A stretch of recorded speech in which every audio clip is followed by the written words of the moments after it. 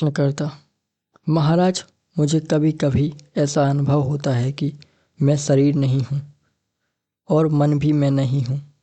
यह कैसा अनुभव है? महाराज कहते हैं, यह अनुभव इसलिए आता है क्योंकि तुम अपने वास्तविक स्वरूप को पहचानने लगे हो।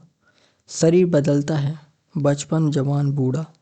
मन भी हर पल बदलता है, कभी खुशी, कभी दुख, विचार, कभी खालीपन। लेकिन एक चीज़ नहीं बदलती, वह जो इन सब को देख रहा है। जब तुम यह महसूस करते हो कि यह शरीर बदले बिना मेरा नहीं हो सकता और विचार आते जाते हैं, इसलिए मैं विचार नहीं हो सकता, तो तुम अपने असली मैं के नज़दीक पहुंच रहे हो। यही समझ आध्यात्मिक यात्रा की पहली सीढ़ी है। प्रश्नकर्ता: मुझे कभी कभी लगता है कि मैं दुनिया से अलग हूँ, क्या यह सही है? महाराज कहते हैं, यह मत सोचो कि तुम अलग हो। अलगाव मन की कहानी है।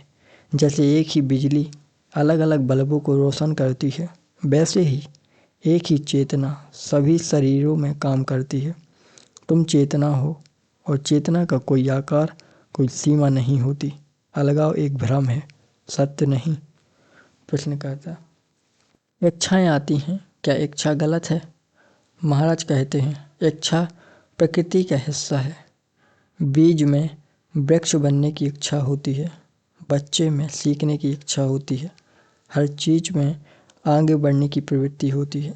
इसलिए इच्छा गलत नहीं है। समस्या तब शुरू होती है जब तुम कहते हो यह मेरी इच्छा है और तुम उससे चिपक जाते हो। इच्छा को सिर्फ आते जाते देखो, उसे पकड़ने की आदत ही दुख पैदा करती है। प्रश्नकर्ता: तो क्या दुख इच्छा से पैदा होता है? महाराज कहते हैं, हाँ, दुख वहीं पैदा होता है जहाँ इच्छा पूरी नहीं होती। लेकिन असल कारण इच्छा नहीं, इच्छा पर तुम्हारी पकड़ है। उदाहरण, तुम चाहते हो कि कोई तुमसे अच्छा व्यवहार करे, अगर वह ना करे तो दुख।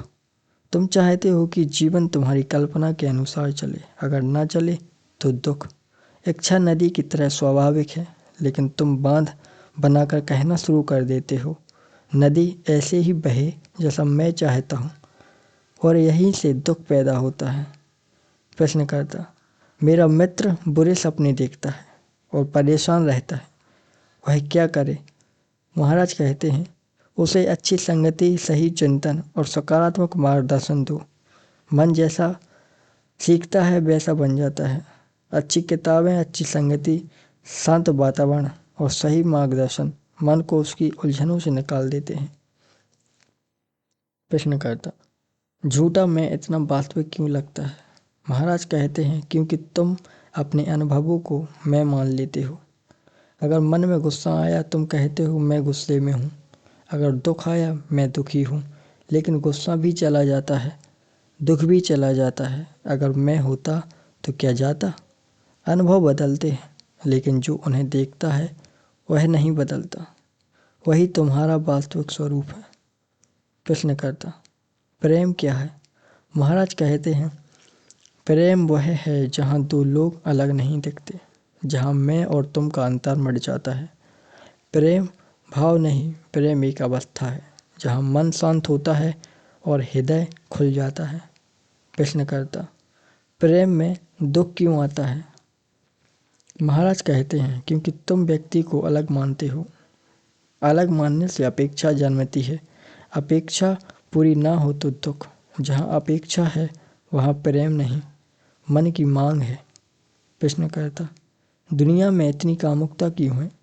महाराज कहते हैं, क्योंकि लोगों के जीवन में प्रेम नहीं है। जहाँ प्रेम होता है वहाँ सब कुछ पवित्र हो जाता है। जहाँ प्रेम नहीं, वहाँ मन खालीपन भरने के लिए शारीरिक सुख की ओर भागता है। प्रश्नकर्ता: मुझे प्रेम कैसे मिलेगा?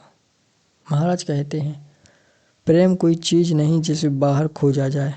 प्रेम तुम्हारे भीतर है, सिर्फ भय उसे ढकता है। जब भय हटता है, प्रेम अपने आप प्रकट हो जाता है। प्रश्नकर्ता: दुख से मुक्ति कैसे मिलेगी? महाराज कहते हैं, दुख इच्छा से जन्मता है, इच्छा मैं की भावना से। जब तुम इच्छा पर पकड़ छोड़ देते हो, दुख समाप्त हो जाता है। इच्छा को आने दो जाने दो, लेकिन उसे मेरी मत कहो। तुम सागर हो, इच्छाएं लहरें हैं, लहरें आती हैं जाती हैं, लेकिन सागर वही रहता है।